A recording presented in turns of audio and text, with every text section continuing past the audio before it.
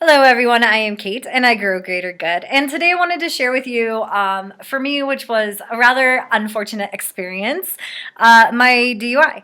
However, I'm not going to share the specifics of my DUI with you, but more so the processes and the steps and the procedures to complete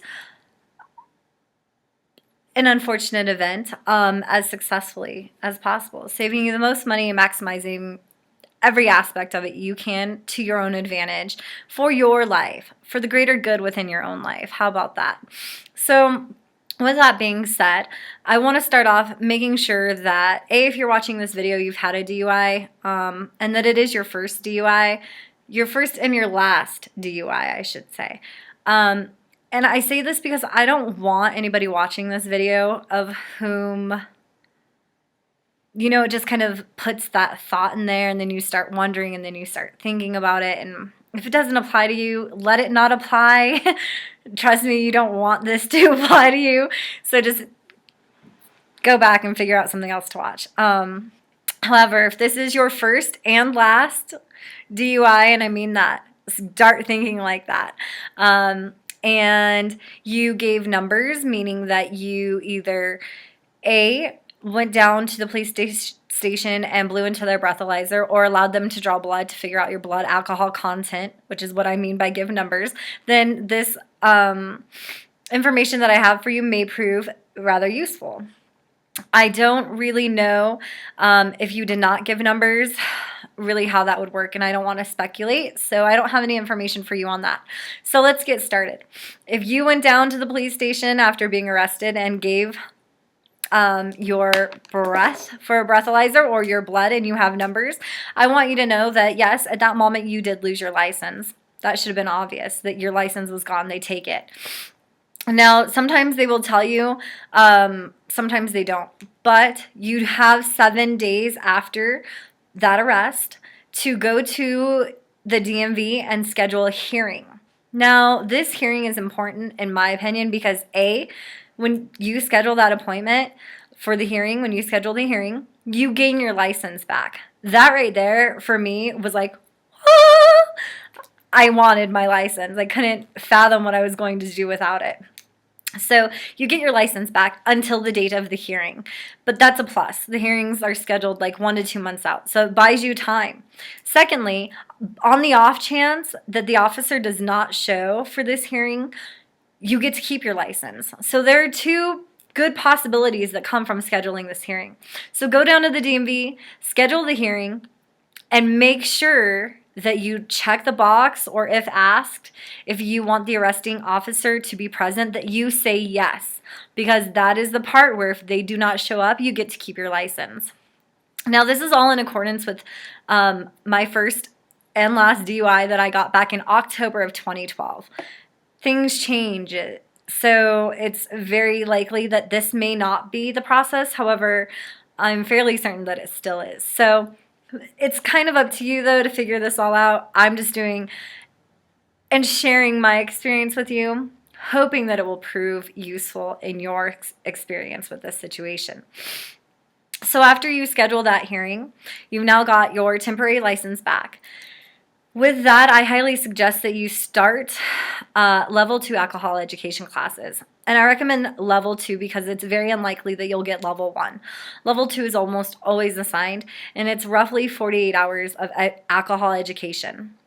So I recommend that you find a list of approved providers that the court will accept. You can usually get that information from the court themselves or from an attorney. A lot of times they'll just give you the information if you call and say, hey, do you have a list of providers that, do the drug and alcohol education classes? And they'll say, yeah, come on down and grab one. Or, hey, give me a list of them.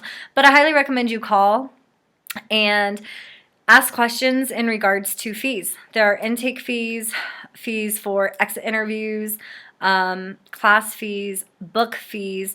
So call and see what really fits into your budget, but also keep in mind of location, because unfortunately you will at some point be losing your license again. So keep all those things in mind. Call around and get a quote, but start these classes as soon as possible. And I say this because this is one of the biggest areas for people to save money when they get a DUI. And that is going to be to enroll in these classes immediately.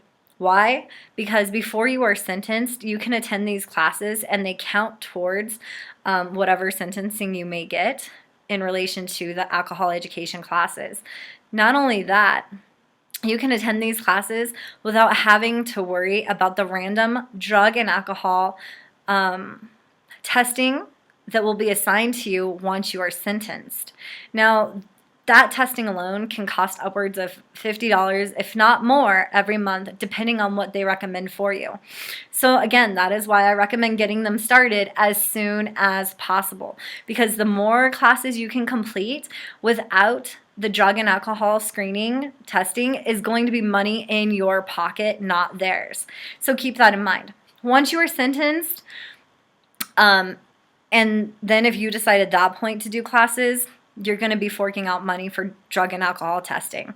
So do it before, get enrolled before you're sentenced, get enrolled immediately, and you're going to save that money, upwards of $50 or more, maybe a little less, depending on what your blood alcohol content was and just your circumstances in general. But I cannot stress that any further. So get enrolled in those classes. Now, somewhere along the line, about a month and a half to 2 months later, you're going to receive a letter in the mail stating, hey, we've got this date for your hearing. We'll see you then, from the DMV. So I want you to know that although you're going to probably drive yourself there, the odds of you driving yourself after that hearing are very minimal. More than likely, your license will be revoked. So once you have that hearing, at that point, your license is gone for 30 days. Now, this is where, for me, it got a little confusing because I thought I could drive again in 30 days, but you can't unless you follow several things, such as getting an SR22, getting and having the interlock installed in your vehicle. So now you've lost your license for 30 days. You're attending your drug and alcohol classes. And what you want to be doing is scouting an interlock company. And I do say scouting because you want to call and see which is cheaper there. The prices do vary. They have installation fees, removal fees, reset fees, all kinds of fees, okay? So ask about fees.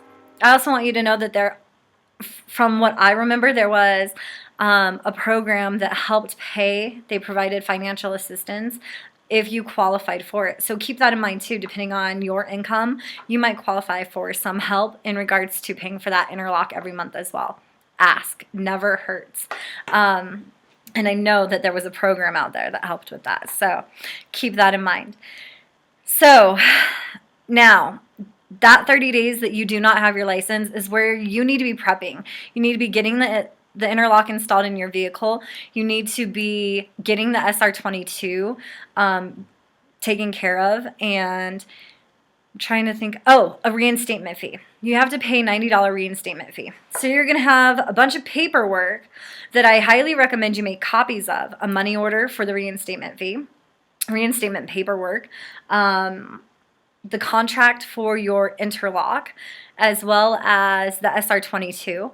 And you have to have all of this mailed into the DMV so that you can get your license back at that 30th day. Yes, it is a lot and it is confusing.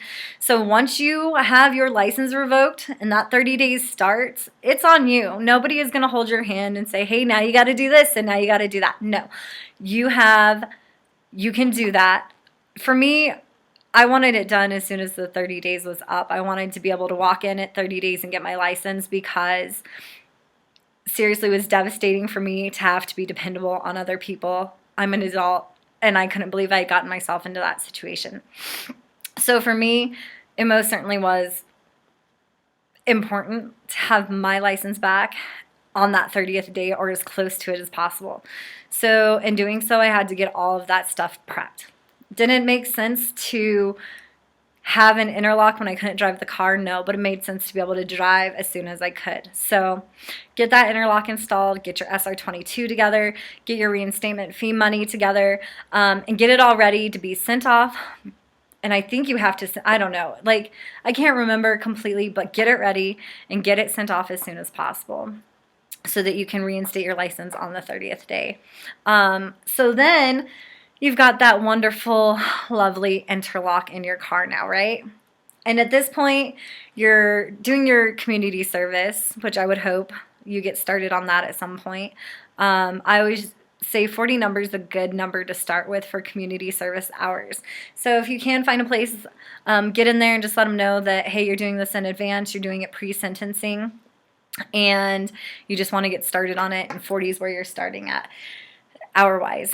And then you're doing your alcohol education and you're saving money there because you have yet to be sentenced, or maybe at this point you have been. Either which way. The biggest thing with the interlock is do not for even a moment, in my opinion, think about driving if you've been drinking, period, but even more so with the interlock, because the way it worked was after 4 consecutive months or 120 days of it not being blown into with any alcohol, you can have it removed. However, if you blow hot into it, it prolongs the lease for another month. So there goes an additional cost. And I mention this because I'm sure you're thinking, like, why would I drink and then blow into an interlock vehicle? Well, some people forget that depending on how much they've drank the night before, could set it off the next morning. So I'm just advising you to be cautious. If you feel like you're not sure about blowing into the interlock, find a ride to work. It's not worth having that thing for an additional month, nor the cost associated with it. So take care of you and do what's best. Let's see. Also, when you have your license to drive your interlock-only vehicle, which is, of course, after you've sent all this stuff in, you can only drive an interlock vehicle. Do not get caught driving a vehicle that does not have an interlock in it. Pretty much, I think that's all I've got. I'm just going to briefly go over the steps one more time. So you lose your license that night when you're arrested. You have 7 business days to go down to the DMV and request a hearing. Highly recommend that after that, you enroll yourself in level 2 alcohol education classes and get those started immediately. After that, you go to your hearing, your license is revoked, you gather your SR-22, your reinstatement fee, and any other paperwork that you'll contract for the interlock, so you get the interlock installed, and you get all that sent off so that you can get your license back as soon as possible. And then you just don't blow any alcohol into the interlock, and you'll have that removed in 4 months. Now, with that being said, too, the DMV and the interlock companies aren't always on the same page. So it's important, and there's so much with this situation that you have to take control of, and you need to make the effort to do all of this. So you need to make the effort at some point as you're nearing that 4th month of having your interlock, that you make a call to your DMV and say, hey, I need to know, do you guys have the past 4 months or the past 3 months? Sometimes they do, they're up to date. Sometimes they might say, well, we only have, April and May, we need June still, and we're missing July because it's July, whatever. That's an example, but whatever the case may be. So it is very important that you keep tabs on your stuff. For me, it was important because, like I said, just having my license back and then having the interlock off the car was a huge deal for me. So the sooner I can make all of that happen, hence nobody else was doing it but me, the better off you are. So take care of you. Take care of that situation. 2 other things I want to quickly go over. At some point, you've got to change the way you think, right? I don't like admitting that I drank and drove. However, I'm very fortunate of my circumstances in regarding that. And I am thankful that, for me, I look at it not as my first DUI, but as my first and my last DUI. And then I've also, because of how the brain interprets certain words, such as don't, drink and drive, it really only hears the action. So essentially you're saying drink and drive. And I didn't want to have that as my mentality anymore. So I decided drive sober, drive sober. So I look at things as drive sober now versus don't drink and drive. because essentially you're saying drink and drive. So imagine all the billboards that say don't drink and drive. Do you think that the government knows, or whoever that's putting them up, knows that ultimately we're telling ourselves drink and drive? That's what the brain is understanding. And if so, let's change that to a drive sober campaign, people. Let's drive sober. Let's drive sober. I wish you the best of luck if you found yourself in a situation similar to mine. I would also like to just remind you that this applied to me in 2012 and in the state of Colorado. So based off of where you are, your circumstances and your resources may vary and be completely different than my own. This is my experience with what I did, and it worked well for me. I thank you all for watching. Please remember to drive sober and have a great day.